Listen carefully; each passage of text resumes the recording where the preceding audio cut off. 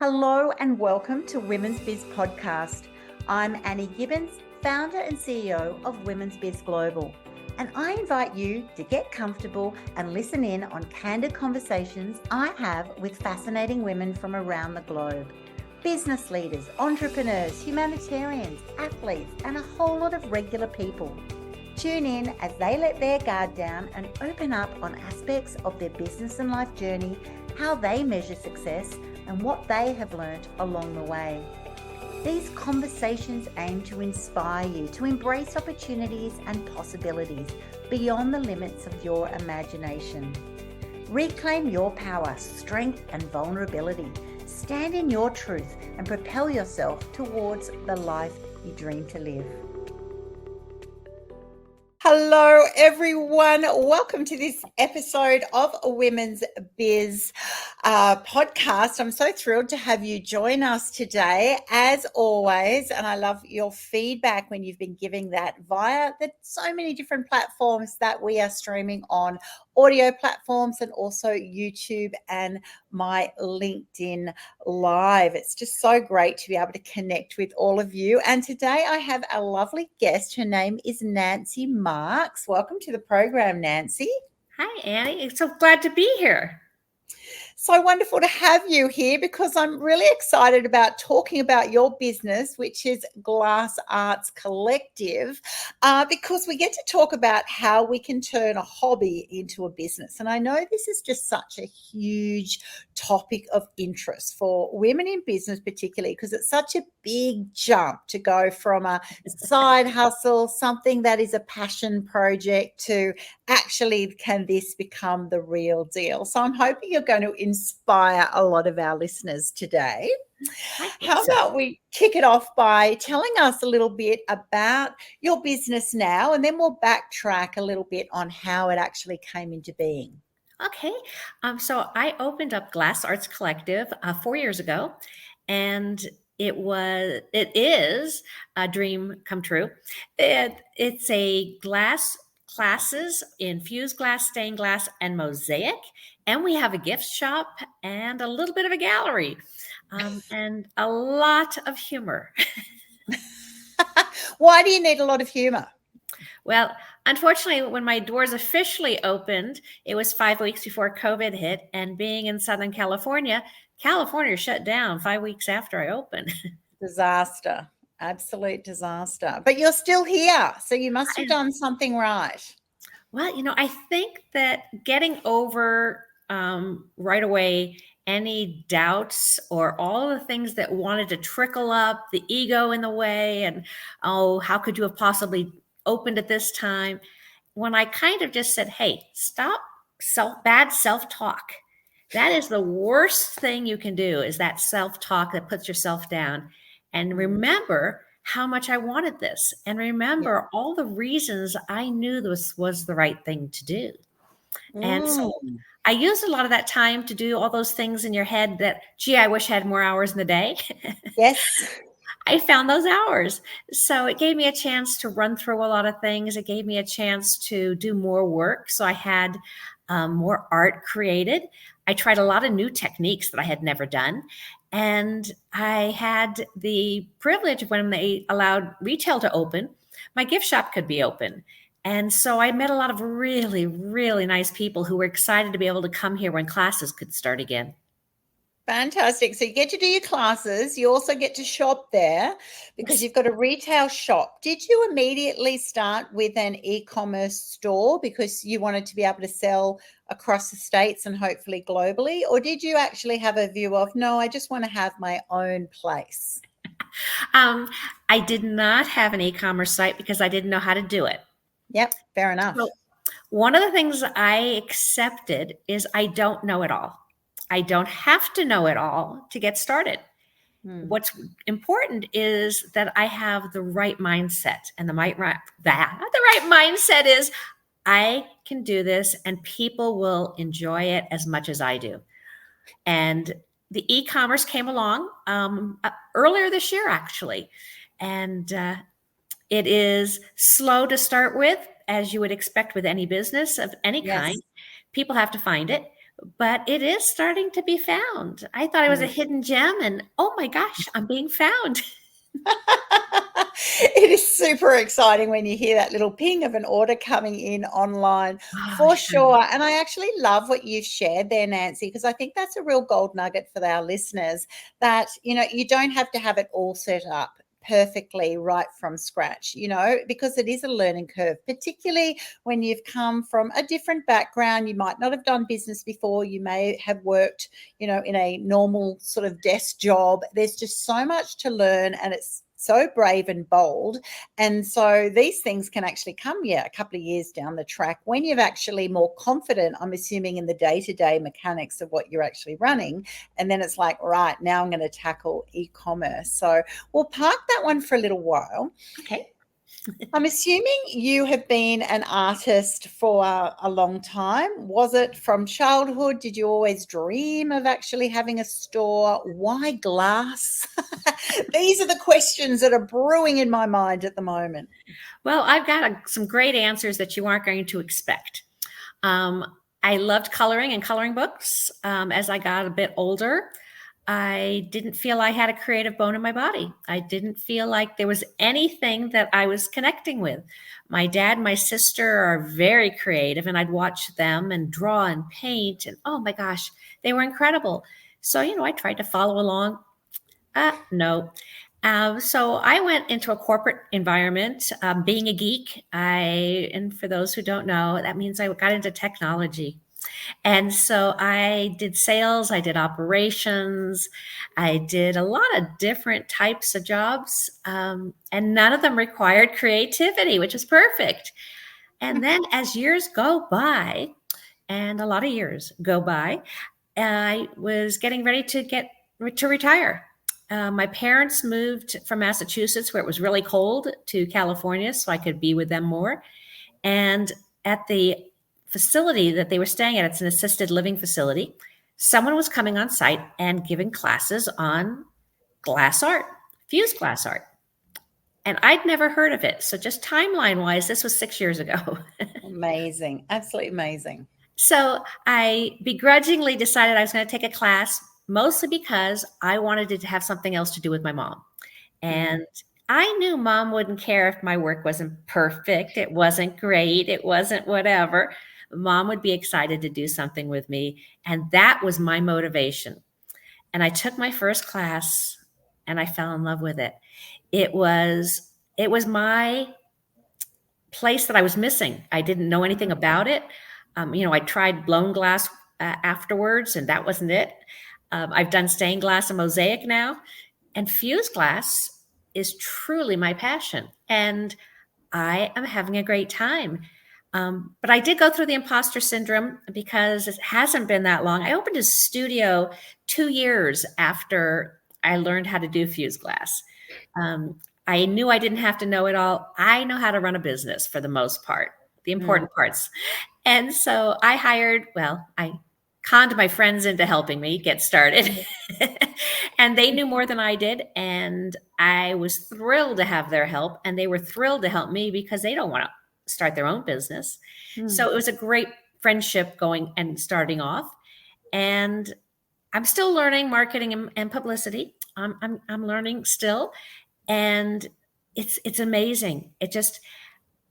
I got over that thing that I had when I was in corporate where, if they find out that I don't really know how that server really works, I have a good idea, but I can't take it apart and put it back together. I can't build my own. Are they going to be, and with this, none of that exists, and no one's competitive, and no one's looking over his shoulder going, oh my God, you picked those colors? None of that stuff exists here. And so it's nothing but this incredibly positive environment. And I have never had an environment like this in my career.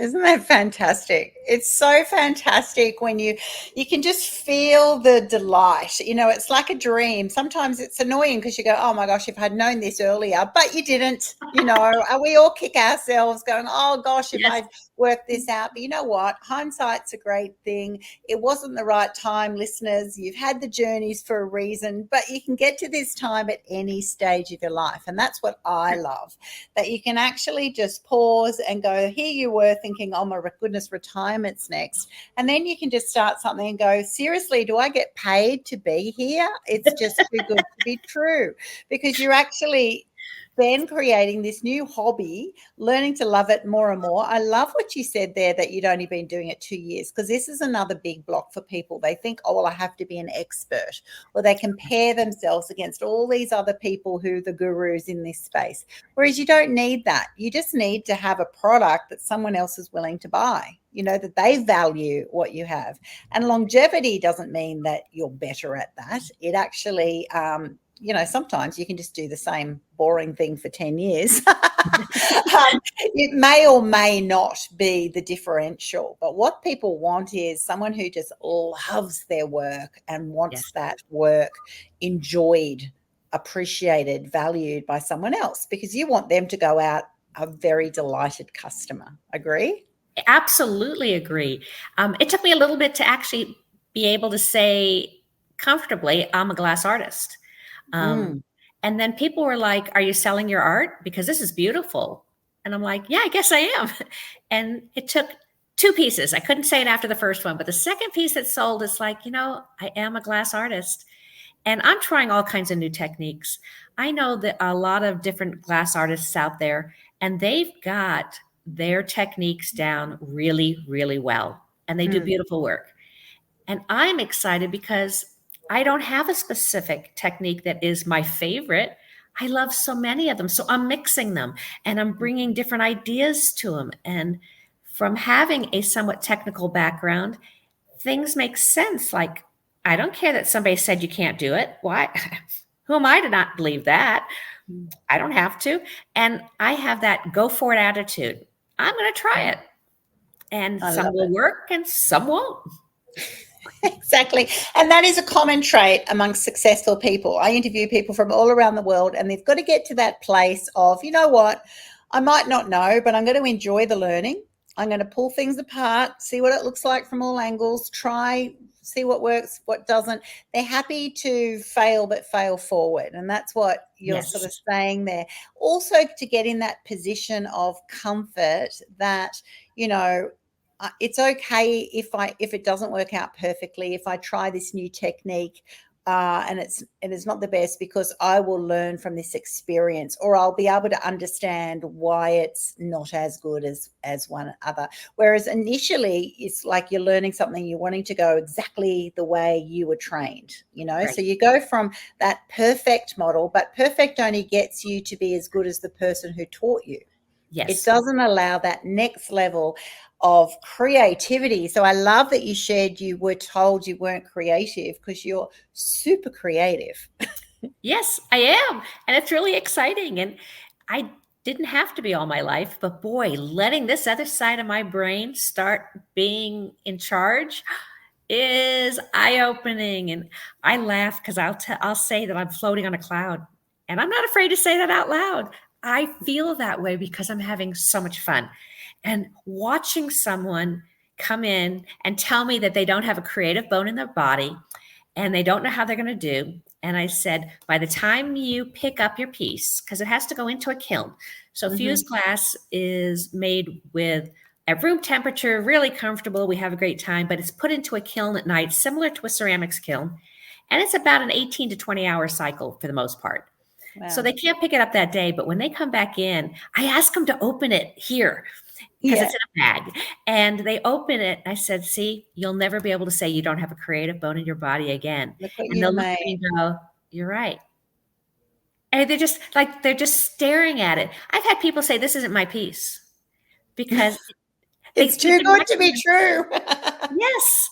And that is so much fun. And and people also tell me how much they relax doing it.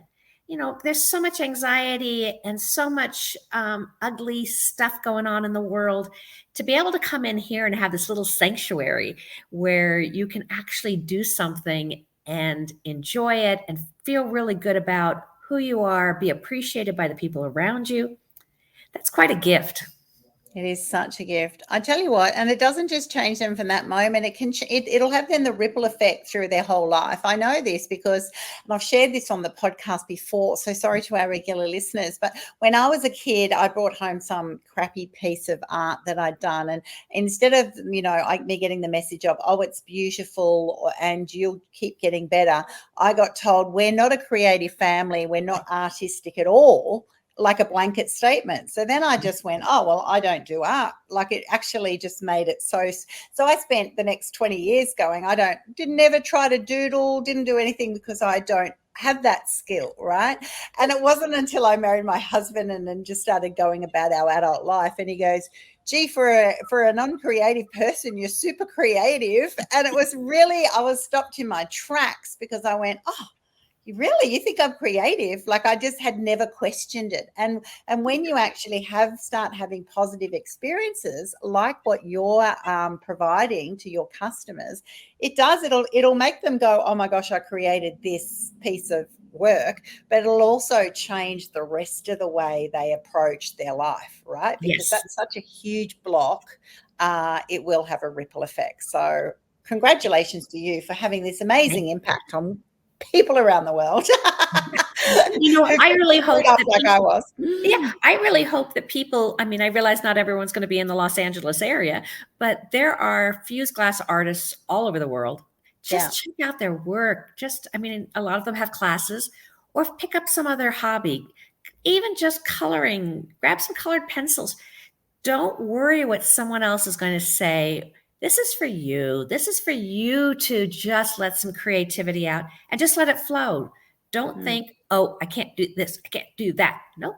Just let it flow. And it usually takes a little bit because that negative self-talk is going to keep going at you. Yeah. But just say, you know what?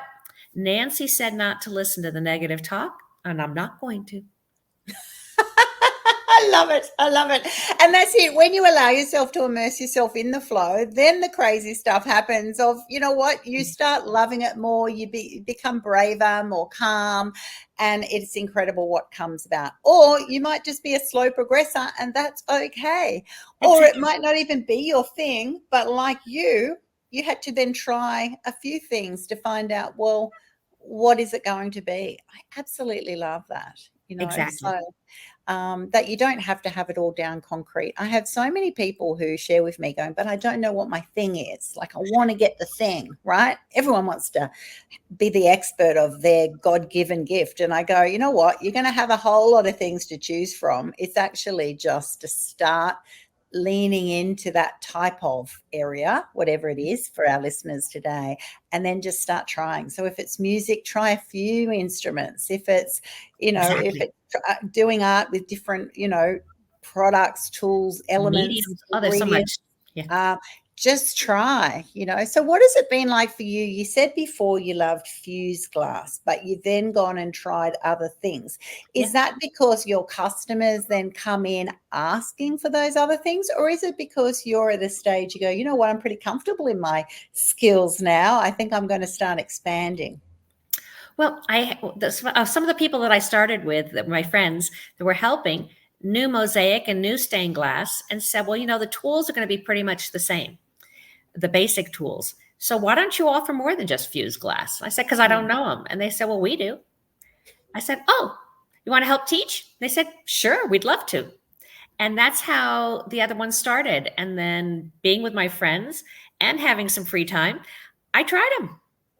And they are pretty amazing. Don't get me wrong. It's pretty amazing stuff, but it wasn't my favorite. Yeah. And I like fused glass better than stained glass as an example, because I don't have to have as precise a cuts. The heat in the kiln goes up to 1,500 degrees and the glass becomes a little molten. Not as much as glass blowing, which is about 2,000 degrees, but it softens the edges. It fixes those lines that weren't quite straight or just didn't match up quite as well as they should have. So It did. I call them my fused glass elves in the kilns that come in at night and they do all this magic in there for me. Oh, so love it. It's like a little genie. That's right, an elf. And that's why your customers suddenly go, you know what, that must be someone that can't be mine because Exactly. it And can so what actually we come out. suggest they take a picture beforehand so they can look at it afterwards and see the difference. Yeah. So tell me a little bit about setting the store up, right? Because I don't have a retail store. I grew up in a family business, but what was it like for you? So you've got a blank canvas. I can see it in your background there. It's a large space, but how did you go? Is this your area that you just went, I can imagine it, I can see how it's all going to be? Has it changed around based on your experience over now a few years? Did you actually go, you know what, this is a design thing, I'm going to have to go out to the experts? How did you approach that? I was very fortunate. There had been a studio here that only taught fused glass, which is where I was playing and learning a lot. And they closed this location. And so they broke their lease, which is, fine. And one of the things was I said, I want it as is. I don't want you guys to redo anything. And so I did have more electrical put in. I have more kilns than they did. And I've moved some stuff around, but for the most part, I had a beautiful space right off the bat. And that saved me a lot of money. That would save so much, because I know that and I do ask these questions intentionally because the fit out of a shop is huge. Yes. When you don't, many people sort of undervalue this. They go, oh, I want to have my own creative space, which is great. And sometimes that is necessary. But also if you can get a light business that's got some setup, such as the lighting, such as the kiln, such as where certain rooms are, or if you're acquiring many rooms, Right. it can make hundreds of thousands of dollars difference when you can say, Yes. please don't fix it. Because if you don't ask for this when you first go into a space, they can actually undo it because they think they're helping the next Yes. sale, and you've then lost that. You want to go and redo it. So it's a loss both ways. Yes. So I've been very fortunate. I mean, I think I've always had someone kind of on my shoulder that has always nudged me in the right direction to try new things. But this was one huge leap of faith, and I jumped in with both feet without too much thought into it because I knew my husband had a business and I was doing the operations for him, so I knew how to run a business. Yeah. And it didn't require all the things that's needed, but there's a lot of YouTube videos and there's a lot of great people who are tremendous mentors. And I wasn't afraid to ask for help. Yeah, which is a really good piece of advice as well. If you don't know, just ask. People will tell you. And it does take a village at times. I love what you Yes, shared before around other people are specialists in mosaic or another thing, and you can bring them in as experts in that. You don't, even once you own that store, that business, you don't have to be an expert in everything. Think about going to the gym. You'll have the person who comes in to teach the step classes or the bodybuilding or, exactly. Pilates or whatever it is. Now, some people might do 2 or 3, but you don't expect them all to be an expert in everything or love all of them. Some of them might go, you know what? I had a lady who worked at the gym, but you just meet her at the gym because she took everyone on walking classes because she goes, oh, I don't do gyms, even though, you met at the gym because she loved outdoors. And I love that as the owner has to think of, well, what do my clients need? What is compatible with the products that I'm offering, and then building that team around you to be able to offer that. It Exactly. must be challenging though. So what about, I'm thinking glass is fragile. Maybe the type of glass that you use isn't as fragile, but you're then going e-commerce and posting. These are issues that, would be challenging, or you'd have to learn about that as well. How does that work? It is challenging. And so I've started off just shipping within the United States so that I can really get a better feel. So far, knock on wood, everything has shipped without breaking. Yay. And so I feel like I'm getting it down. I mean, I really understand how you need to pack it really carefully and market it's fragile and put insurance on it, because as much as the carriers mean well, life happens. Yeah. Um, but we have life happen here too. I mean, we can pull out a piece of glass and it just breaks for Mm. whatever reason. And what you were planning on doing with that piece, you can't do. But you know what? We learned how to make lemonade, and we'll take glass and we'll find some other use for it.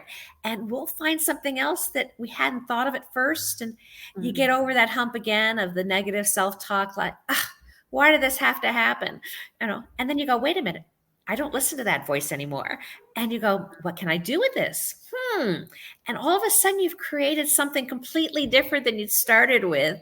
And it was all because it broke in your hands, and not necessarily in your hands, but it Yeah. broke. And now you have something else.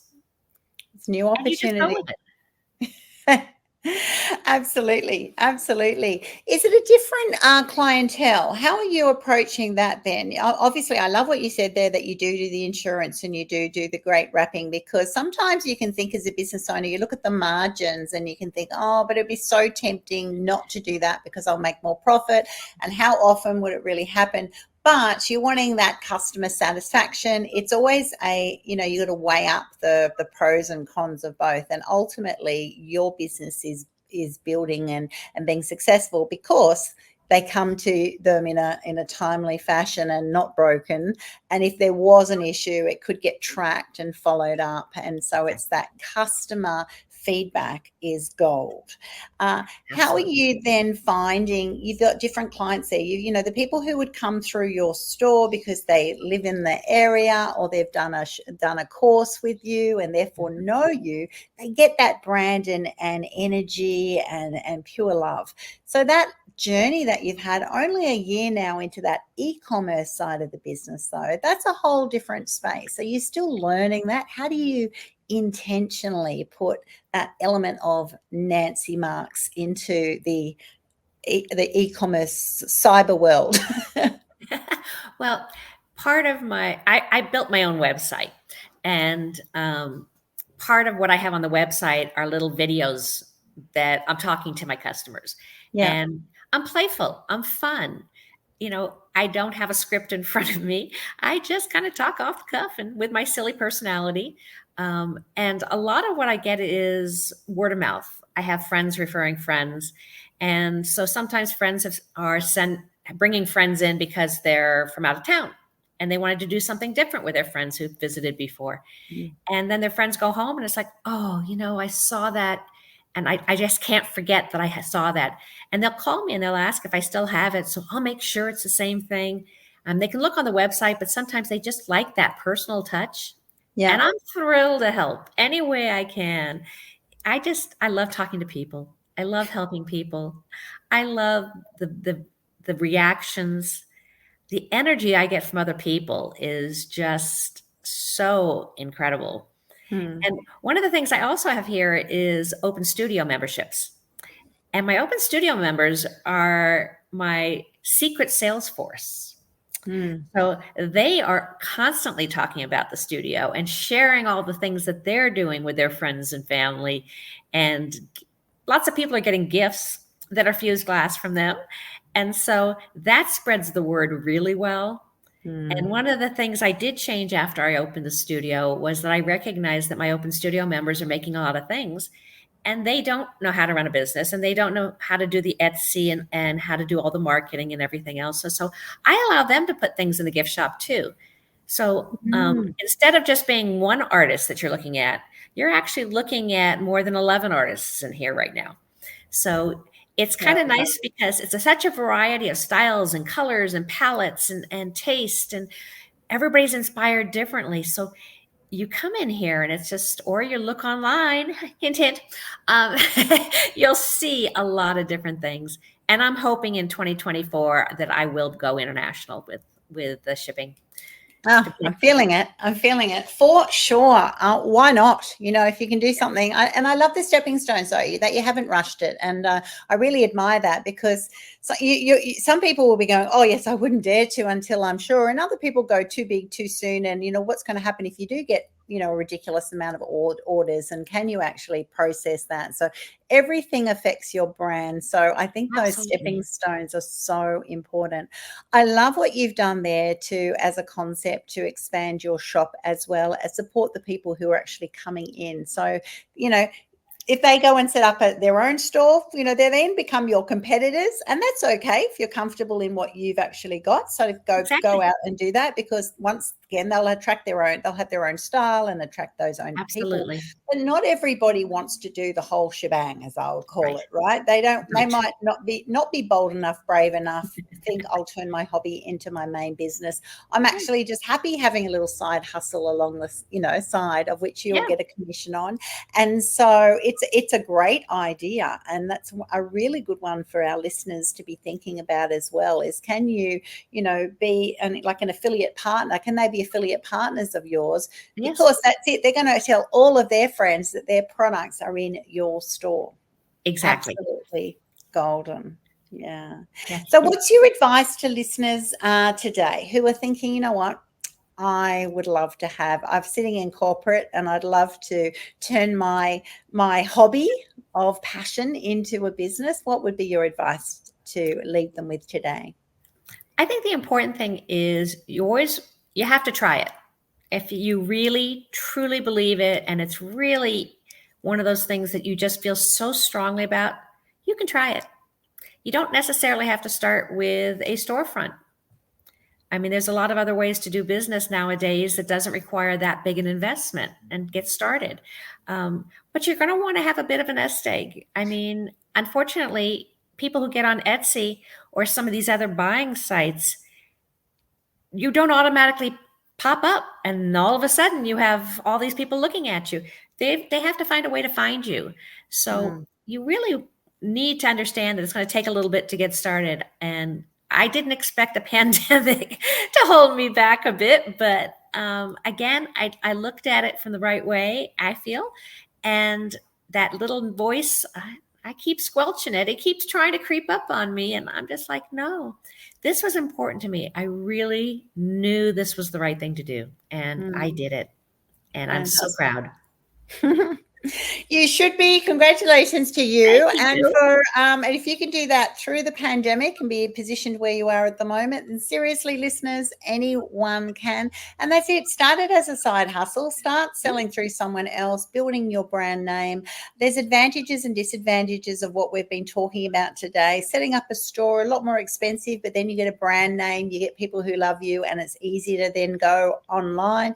You might then go online and just pour all your energy into that, because you don't want those on costs of a actual store. And Right. that's it. You can sell things on Etsy, Amazon, your own website, but you don't want to be the best kept secret. And that's the biggest downfall, that you want to make sure that you've got enough money for marketing to know how Yes. to use that effectively, so that people do find you. Because if you're not on that first page on Google, as we know, not many people flick to multiple pages. So do it small, do it in stages, but do Yes. it well, would definitely be my summary. And I think you have given a great example of how that is achieved today. So thank you so much, You're Nancy. so welcome. Yeah. Patience is a virtue.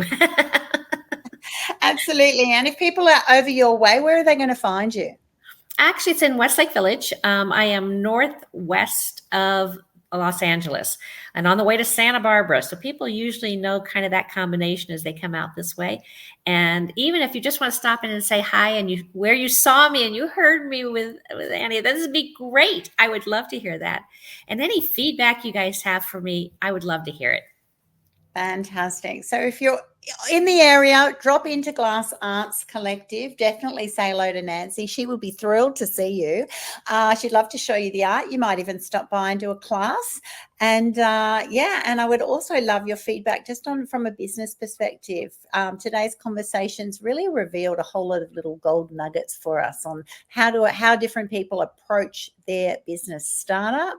And it's been really great to banty that around today. Also been great to actually actually hear that, the honesty of that mindset, the negative voices, the restrictions that we often put on ourselves, and that desire that you've got, Nancy, is just a fantastic desire to go, you know what, I'm just going to keep going, keep chipping away.